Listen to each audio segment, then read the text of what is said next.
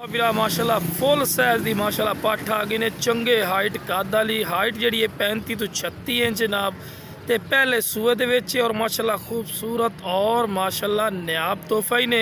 पट्ठ दी ਵੀਰਾ well भी check कर सकते हैं, चंगी लंबी वेल लंबी गर्दन दे विच ने और दो वेखो बिल्कुल तीर वाली कर दी बिल्कुल बराबर दा थल्ला और बिल्कुल बरीक पशम दे विच ने और 4 महीना की गारंटी शुदा गब्बन पट्ट बच्चे देवन जनाब बिल्कुल तैयार ही ने और चंगे हाइट कद वाली विरा छोटे मोटे हाइट कद बिल्कुल नहीं समझना तो जिंदा वेट 1.5 मन विरा जिंदा वेट ही नहीं पिया। इस गल भी थोड़ा जिहा गौर करिया है तो नस्ल क्वालिटी और थोड़ी अखां दे सामने बंदे नूं नाल खड़ा करने का मकसद ये होंदा है कि तुहानूं हाइट कद दा माशाल्लाह पता लगे। खूबसूरत और माशाल्लाह नायाब तोहफा ही ने तो जिस वीरां नूं चाहिदी जनाब राबता करके बिल्कुल मुनासिब राइट ते लै सकदे हो।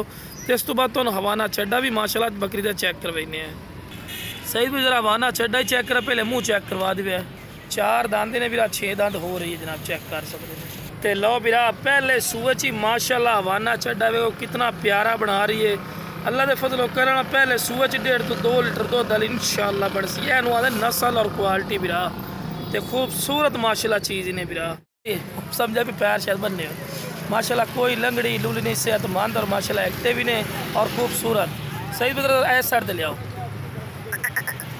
लो भैया चेक करो माशाल्लाह खूबसूरती और हुसन माशाल्लाह कमाल दा ही ने भैया। शौक रख लेना तो इस तो बाद शौक क्वालिटी नहीं होती। दूसरी साइड का कलर ही चेक करा सही तो लो भैया दूसरी साइड का कलर भी चेक कर सकते हैं। खूबसूरत और माशाल्लाह नायाब तोहफा ही नहीं है। सही चारा खवाओ जिस वीरा चाहिए जनाब राबता करके बिल्कुल मुनासिब रेट लै सकते हो माशाल्लाह।